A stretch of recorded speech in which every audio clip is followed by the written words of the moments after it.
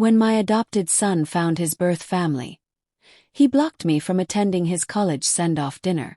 But when his birth mom asked him to pitch in for the bill, he tried using my bank card and realized everything had changed right away. What happened next was shocking. I will share everything with you today. First, let me thank you for watching Granny's Voice. Your support means the world to me. If you like our stories, please subscribe to our channel. It would make me happy if you could tell us which city you are watching from in the comments. We might mention you in our next video. Today's special hello goes to Lena from Atlanta, Georgia. Thank you for enjoying our stories. Now let me tell you what really happened. I never thought my heart could break so completely. That's what kept me awake every single night. More than his cold words, more than the way he looked through me like I was invisible, more than how he said thank you like I was a stranger. My name is Lisa and I am 69 years old. For 20 years I was his mom, not his helper, not his backup plan, not someone who didn't matter. I was the one who held him when he cried from bad dreams, who made his lunch every day with little happy notes because I wanted him to smile, and who taught him to ride his bike even though I was scared he would fall. I was there when kids were mean to him and when he felt sad, and for every birthday party where only I showed up with a cake from the store. But in just a few months, everything fell apart when he found his birth family. All the years I loved him and took care of him suddenly felt like something he wanted to forget. Like he was done with me and didn't need me anymore. Started with small changes. He stopped calling me mom and started using my first name like we barely knew each other. I tried to be okay with it the first few times, thinking maybe he just needed space to grow up. I didn't want to be too pushy. I know young men need to find themselves. But I didn't think he would try to find himself by pushing me away completely. He would come home late, wearing cologne I didn't recognize, talking about them like they were perfect. My real dad said I should apply for this job or my birth mom is helping me pick classes. My heart would hurt every time, but I would smile like everything was fine because if I said anything, he would think I was jealous of the woman who gave him away. So I said nothing and watched him slowly remove me from his life like erasing something he didn't want to remember anymore. Then came the send-off dinner news. He mentioned it while eating breakfast, being careful not to look at me directly, like he already knew I wouldn't be happy. "We're having a dinner before I leave for college," he mumbled while looking at his phone, not even glancing up. "Just a small thing with the family." I smiled, trying to catch his attention. "I would love to help cook for everyone," I said gently. "Should we have it here? I can make your favorite meal," I offered. He cut me off quickly. "No, it's just for my real family. They're planning everything. You wouldn't fit in anyway." I remember standing there by the kitchen counter holding a coffee mug, my hands starting to shake. "What do you mean I wouldn't fit in?" I asked, my voice trembling. He finally looked at me then, his eyes flat and tired like he had outgrown me. "It's only for blood family. You get it, right?" No, I didn't get it. Not at all. That night, I stayed awake until 3 in the morning looking through old photos on my phone. His first day of school in that blue shirt. His soccer games where I cheered the loudest. The surprised look on his face when I got him the video game he really wanted for Christmas. I remembered when he had the flu and I stayed home from work for 5 days to take care of him, bringing him soup and medicine every few hours. I remembered his first broken heart when his girlfriend dumped him and how we watched movies together until he felt better. Wasn't that real? Wasn't that what family does? But to him it seemed like only blood mattered now. I had raised him, given him everything I had to give. But the moment someone who shared his genes showed up, I was pushed aside. No warning, no discussion, just thrown away. I didn't go to the dinner. I wasn't wanted there. I didn't call him, didn't text. I just let that evening pass in silence. I pictured him sitting in a nice restaurant, all dressed up, laughing with people who looked like him but had missed 20 years of his life, yet somehow earned the right to celebrate his big moment. I wondered if he even mentioned me at all. I wondered if anyone there knew who had worked extra hours every week to save money for his college. Hint, it was me. I saved every penny I could. Said no to trips, to new clothes, to dinners with friends. Also he could go to college without owing too much money. And now he had given my seat at the table to someone who had disappeared from his life until it was easy to come back. I don't think I slept at all that night. I lay in bed staring at the ceiling fan spinning around and around. I kept thinking, is this what being a mom leads to? 20 years of invisible hard work only to be forgotten when the story ends. I wasn't looking for a trophy, but I thought I would at least get a proper goodbye, some kind of ending. But I got nothing. Just the sound of him leaving and the echo of blood family ringing in my ears like a curse. Felt like someone close to me had died, but nobody had actually died except maybe the version of him who used to call me mom and really mean it. When morning finally came, I made coffee and sat at the kitchen table, staring at the empty chair where he used to sit for breakfast. He hadn't eaten with me in months, but I always put out a plate for him anyway, like some sad ritual I couldn't stop doing. That morning I didn't. That morning I went online to our shared bank account and quietly took away his card access. Not because I wanted to hurt him, but because I had to respect myself.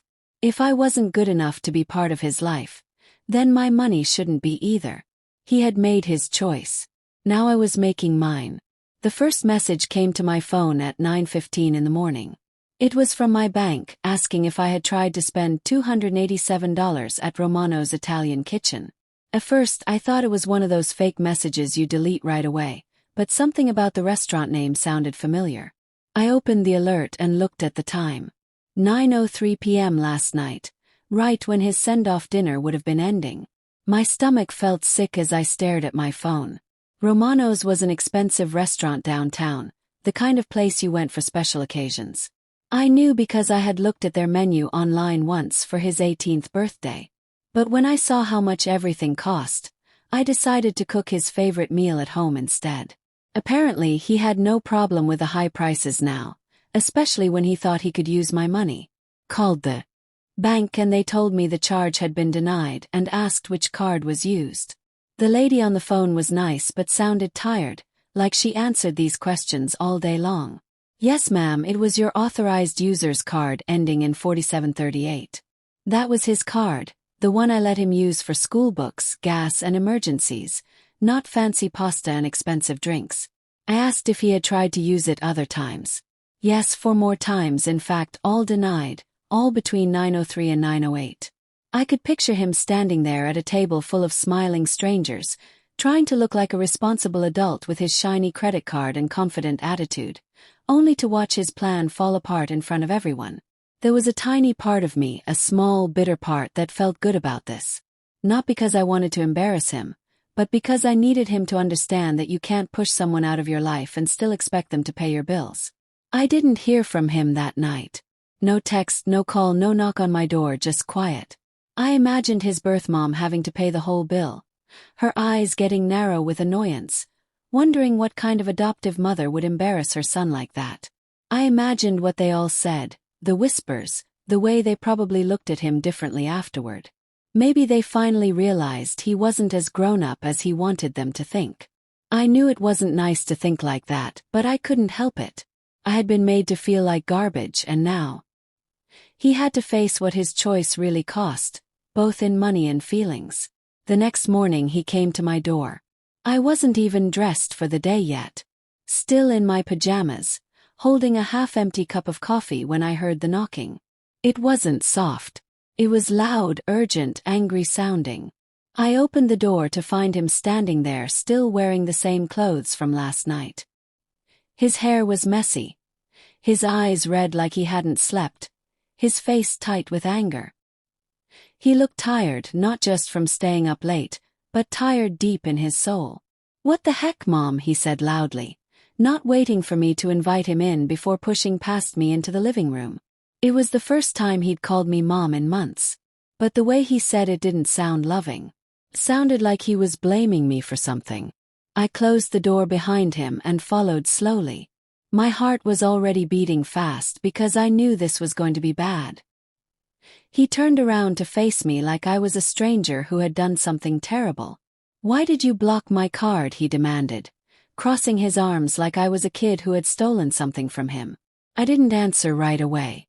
I sat down slowly, put my coffee on the table, and looked right at him. "You blocked me from your life," I said quietly.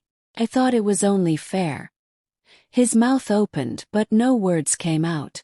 He looked really surprised, like he never thought I would actually say something like that out loud. You embarrassed me, he said finally, his voice shaking now. In front of everyone. My birth mom had to pay for everything. Do you know how that looked? Yes, I said calmly. Looked like you expected someone you kicked out of your life to keep paying your bills for your new life. He stepped back like I had hit him. That's not fair, he whispered.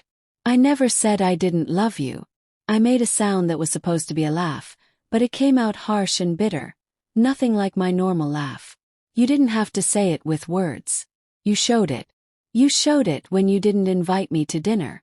When you called her mom in front of your friends.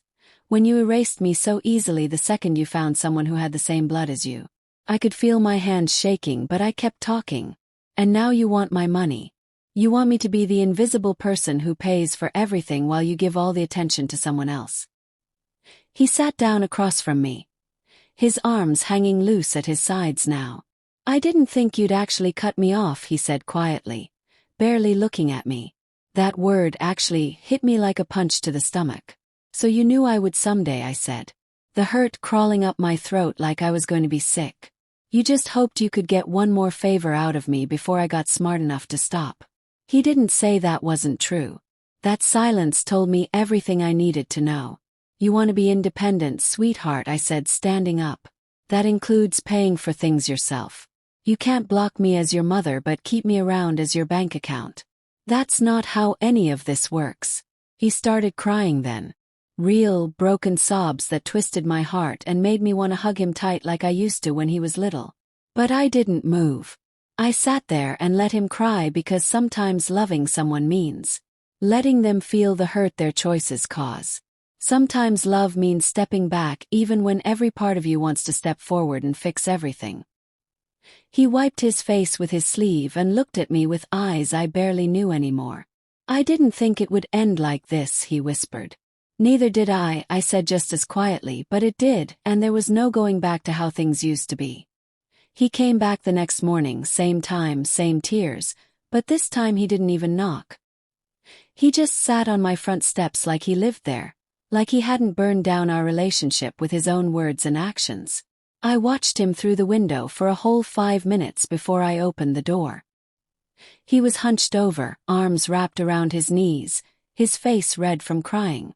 This time, not from staying out late, but from staying up all night, the kind you spend walking around your room, realizing you've made a terrible mistake but not knowing how to fix it without admitting you were wrong. His backpack was next to his feet like he'd forgotten about it. For a moment, I almost thought he was the little boy who used to wait for me outside the grocery store, holding his toy car with both hands and looking for my car in the parking lot. But that little boy had called me Mom with his whole heart. This one was here because his safety net had broken and he didn't know where else to go. I opened the door and leaned against the frame. You're early, I said with no emotion in my voice. He looked up surprised like he didn't think I'd actually come outside. I didn't know where else to go, he said with a shaky voice, wiping his eyes with his sleeve. His voice cracked with the kind of sadness that used to make me drop everything I was doing. The kind that once made me drive through a snowstorm just to bring him hot chocolate when he was sick. But now it felt different. Now it felt like someone else wearing my son's face. I didn't move from the doorway. Why didn't you go to your real mom's house? I asked, and it sounded meaner than I meant it to. His face looked like I had slapped him, and in a way I guess I had. He needed to know what it felt like to be told you're second place in someone's life, to be thrown away like you don't matter. He stood up then shakily, his knees making noise as he straightened up. I messed up, he said quietly. I know that, but you don't have to be mean to me. I blinked at that word, mean. I had spent the last few months swallowing heartbreak silently, pretending to be fine every time he walked past me in the hallway or texted his birth mom during dinner. I had tiptoed around his new loyalty like it was something fragile I didn't want to break. And now he thought I was the mean one because I didn't want to pay for his fantasy anymore. I'm not being mean, I replied, keeping my voice steady. I'm being honest. There's a big difference. I opened the screen door a little and pointed at his backpack. If you're here for money or a place to stay, You'll have to ask the people you chose instead of me. He blinked fast, his jaw shaking like he wanted to argue but didn't know what to say. They're not what I thought they would be, he whispered. It's not like I imagined it would be. His voice got smaller. She wanted me to pay for my part of the dinner. Said it was important for me to learn to be responsible, but she didn't tell me that beforehand. She waited until the check came and just pushed it toward me. His hands were shaking now. She said, "You're an adult now. Start acting like one." I stayed quiet, letting his words hang in the air between us. Sounded like tough love, but maybe tough love hits different when it comes from someone who never bothered to raise you from a baby. For a moment I felt like giving in, like pulling him into the house and making him pancakes, like fixing everything the way I always used to.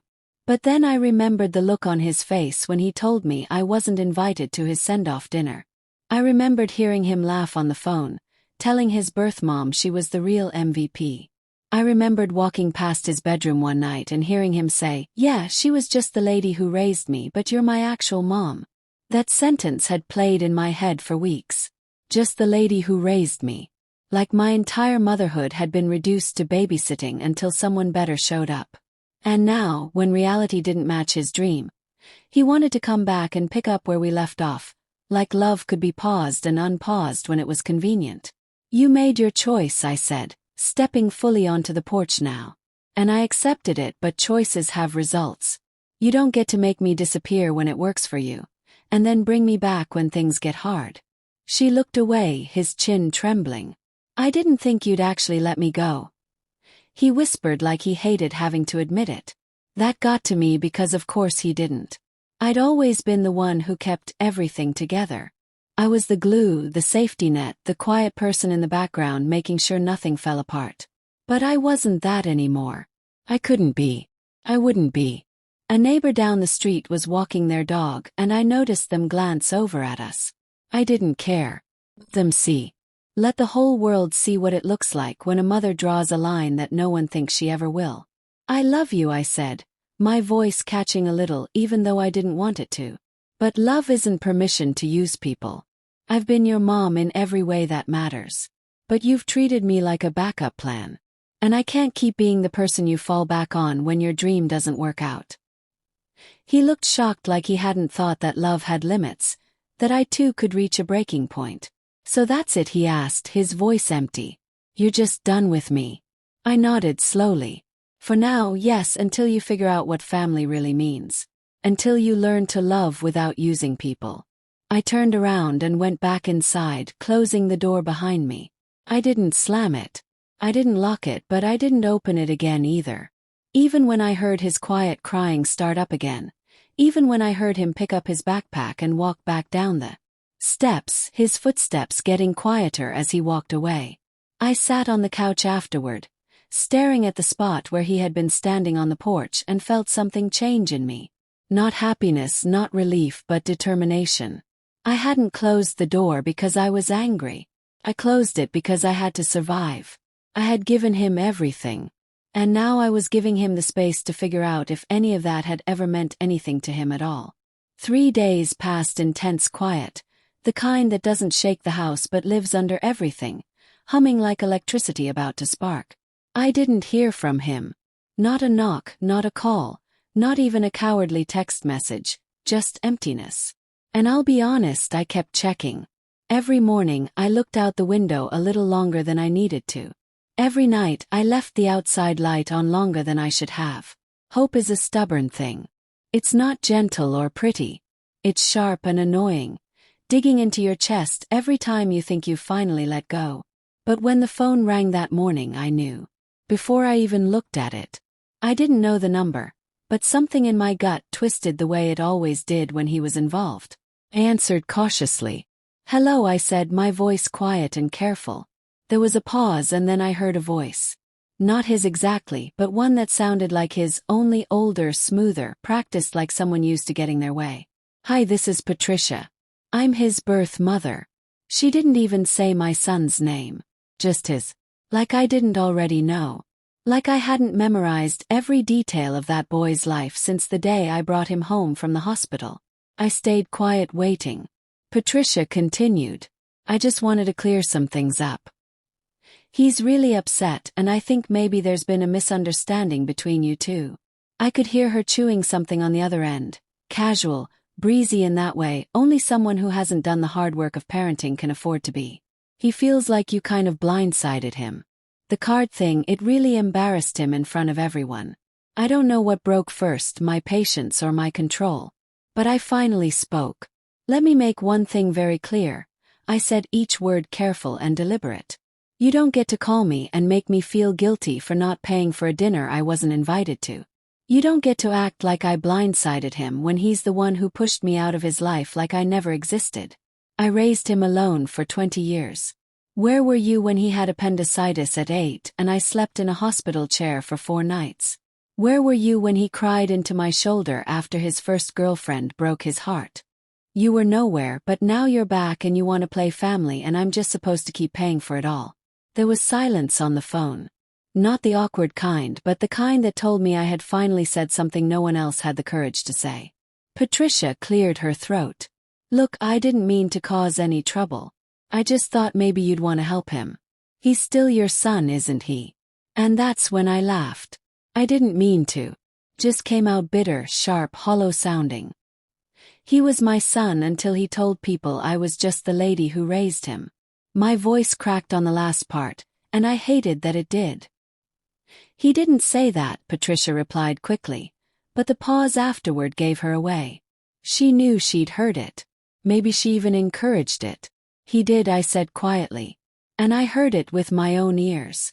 After I hung up, I sat on the floor of the living room, knees pulled up to my chest and just breathed. I didn't cry. Couldn't. The well was empty. I was exhausted from missing someone who was still alive, still breathing, still walking around with my heart in his back pocket like it wasn't worth anything. I thought about all the times I made excuses for him, even to myself. He's just going through a phase. He's confused. He's trying to figure out who he is. But this wasn't confusion. This was a choice. And he had chosen again and again to dismiss, ignore, and replace me. And for what? A woman who couldn't be bothered to show up until it was time for pictures and fancy dinners. That night, I went through my closet and found the baby blanket I had kept all these years. It was soft and faded, still smelling faintly of the fabric softener I used when he was little. I held it in my lap and traced the edges I'd sewn by hand. The name I gave him, not the one he now used like a badge of new identity. I thought about throwing it away, about ending this chapter completely. But something in me couldn't do it. Not out of love, but out of memory. Because no matter what he said now, I was the woman who held him through nightmares, who kissed his scraped knees, who stood at every baseball game, even when he forgot to wave at me in the stands. That mattered, even if only to me. The next day I got another knock at the door. This time when I opened it, he didn't look broken. He looked angry. His arms were crossed. His jaw tight with frustration. Why did you tell her that I called you just the lady who raised me? He snapped. I told her that in private. I didn't mean it the way it sounded. I blinked, shocked by his nerve. You said it. You meant it. You've been acting like it. So don't stand here and try to make it sound like I twisted your words around. His face turned red with anger. You're making this worse than it has to be. Came here to talk, not fight. Then maybe you should have come here with something other than excuses, I shot back. She looked away, blinking fast. It was just a bad moment. I was trying to explain our relationship to people who don't understand it. Then explain this, I said, stepping closer. If I'm just the lady who raised you, why are you still trying to use my credit card? Why are you coming to my house when things fall apart? You don't get to throw away a parent and then come back when the world isn't as nice as you thought it would be. His lips started shaking. I don't want your money. I just what I cut in. You just want my guilt, my silence, my support when it's convenient for you. You can't pick and choose pieces of me. I'm not a restaurant menu. I'm your mother. Or at least I was. He stood there for a while looking at me like I was a puzzle he couldn't solve. And I guess I was, because for the first time in his life I wasn't bending. I wasn't making the path smoother or making things easier. I was done being the backup plan. And he was finally seeing that. It was only a matter of time before the phone rang again. This time I knew who it was before I even looked at the screen. Patricia, the woman who gave birth to my son, disappeared for nearly 20 years, then reappeared with open arms and empty promises, just in time to claim the title of real mom. I let it ring 3 times before I answered. I wanted her to worry. Wanted her to know she was calling someone who wasn't playing nice anymore. "Hello," I said, my voice low, emotionless. She sounded cheerful, like we were old friends. "Hey, it's Patricia again. Look, I wanted to touch base about what happened the other day. I think things got a little heated between you and him. And honestly, I just want what's best for everyone here." Didn't say anything. I just waited, letting her fill the silence with her excuses. "I talked to him last night," she continued, "and he's really upset. He says you're being harsh and that he didn't mean to hurt you. Maybe you could just, forgive and move on." I laughed, quiet but sharp. "Forgive and move on," I repeated. "Is that what he wants? Or is that what you want? Because you don't want to deal with the mess you helped create." She tried to interrupt, but I didn't give her the chance. "You want to play mother now? Great. That's your right. But don't you dare come to me asking for forgiveness after watching him treat me like trash. Don't ask me to fix this so you can keep being the hero without ever doing any of the hard work." She let out a long breath. "Look, I know I wasn't there and I'm sorry for that, but I'm here now. Isn't that what matters most?" The question hit me like a slap. I stood up from the couch and started walking around the room, phone pressed tight to my ear. "No," I said. "What matters is being consistent. What matters is showing up when it's hard, when nobody thanks you, when no one is clapping for you." I didn't get to disappear when he slammed doors and yelled at me. I stayed through all of it. And now you show up with your matching eyes and Facebook photos. And he calls you his mother while I get reduced to just the lady who raised him. And you think I'm the one who needs to forgive and move on." She tried to make her voice softer. "He's just trying to figure out who he is. He's 20. Young people make mistakes." I stopped walking. My hand tightened around the phone. "No, young people steal candy and lie about homework. This was betrayal. This was a choice. Don't insult me by calling it a mistake." She didn't reply right away. And I could tell she was finally understanding that I wasn't the kind of woman who gave in under pressure. She said, "You cut him off," Patricia mumbled. "That you shut the door on him." I swallowed hard. "I didn't shut the door. He walked out and locked it behind him. I just didn't open it again when he knocked with guilt in one hand and selfishness in the other." After the call ended, I stared at myself in the bathroom mirror for a long time. My face looked tired, older than it had the week before. Sadness does that. Doesn't just live in your heart. Crawls into your skin, your eyes, your bones. I had spent the better part of 2 decades raising a child who no longer wanted to claim me. And now I was supposed to what? Say sorry for not being a doormat. I thought of all the women I knew who had been erased by their children after adoption reunions. All the mothers who had poured love into every fiber of their kids' lives, only to be replaced like they were never more than temporary caregivers. And the world always asked the same thing of them. Be bigger. Be forgiving. Be quiet. But I wasn't going to be quiet anymore. That evening, I logged into our joint college savings account, the one I had opened for him the day he started first grade. Every birthday check, every extra dollar I earned from working overtime, every skipped vacation piled into that account for his future. I stared at the balance and felt nothing. No pride, no sadness, just a strange calm as I clicked the button to close it. I moved what was mine back into my account and put the rest into a separate trust fund. One he'd only get access to if he came back with an apology, not a demand. It wasn't revenge. It was clarity. If he wanted to build his life without me, he could. Do it without my money too. Around 10 o'clock, I got a text from an unknown number. "You really closed the account. Wow, you're punishing me for finding my family. You're unbelievable." I stared at the message for a long time before typing back. "I'm not punishing you for finding your family. I'm just finally believing you when you said I wasn't part of it." He didn't respond. I didn't expect him to. Instead, I made myself a small dinner, grilled chicken and green beans, and ate it on the back deck. The sky was gray with clouds, a storm coming in the distance, but the air was peaceful. For the first time in weeks, the house didn't feel haunted by his absence. Just felt like mine again. I drank tea and let the silence hold me. Not as punishment, but as a promise. A reminder that peace sometimes follows the loudest kind of heartbreak.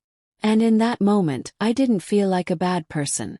I felt like a mother who had finally chosen herself. A week passed. 7 long empty days without a call. Without a text. Without even a bitter message in my inbox. The quiet no longer felt like punishment. It had become a boundary, a line I had drawn, not with anger or spite, but with a kind of clarity that only comes after you've cried enough to fill an ocean and stood in the wreckage long enough to realize you don't want to rebuild what was there. I spent those days taking long walks, cleaning out his old room. Not as an act of revenge, but as an act of restoration. I packed the childhood toys, the trophies, the books he probably forgot he left behind. Every item went into a labeled box, sealed and stacked neatly in the garage. Not thrown away, but not welcome in the house either, just like him.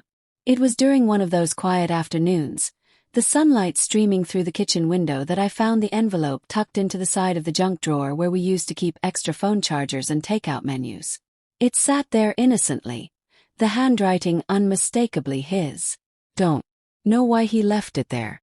Maybe he meant to give it to me. Maybe he hoped I'd find it later when the anger had cooled down. I hesitated before opening it, every muscle in my body tensing like I was preparing for another hit. Inside was a single sheet of notebook paper torn along the edge. His handwriting was messy, rushed. At the top he'd written, "I didn't mean to make you feel like you didn't matter." That was all it took. Tears, hot, sudden, and unwanted.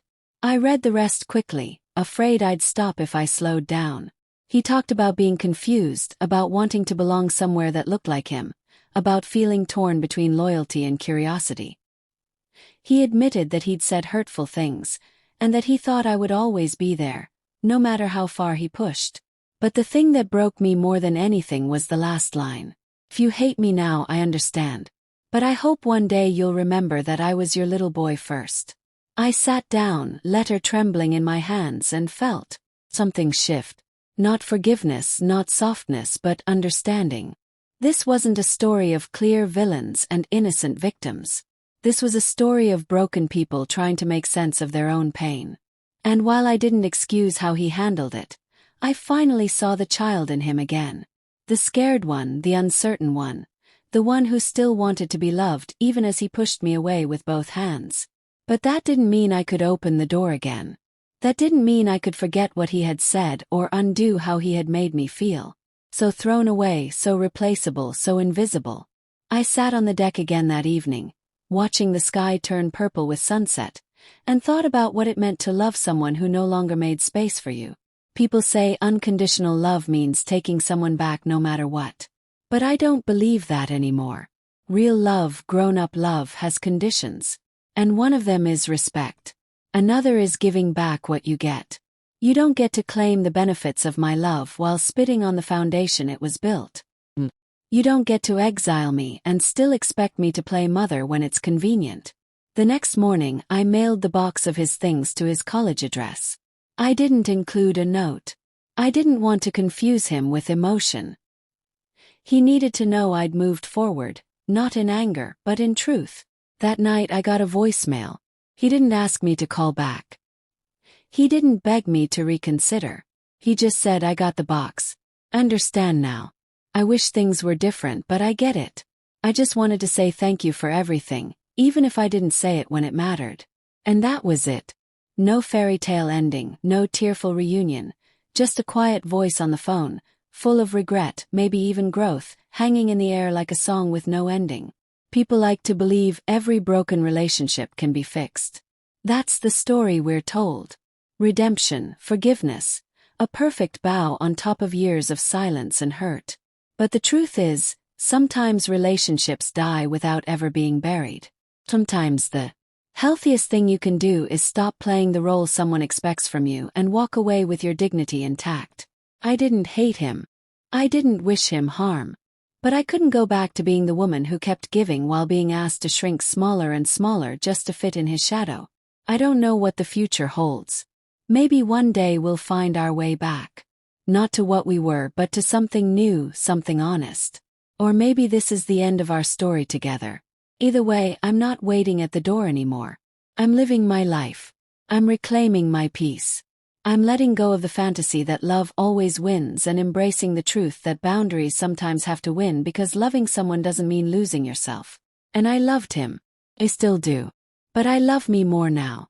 Have you ever had to walk away from someone you raised, loved, or sacrificed everything for because they stopped seeing your worth? This story isn't just about a mother and son. It's about the moment you stop being someone's safety net and start being your own sanctuary. If you've ever had to choose peace over people, share your story in the comments. And if this touched something deep in you, don't forget to like, share, and subscribe to Granny's Voice. There's more where this came from, and your story deserves to be heard. See you soon in the next video.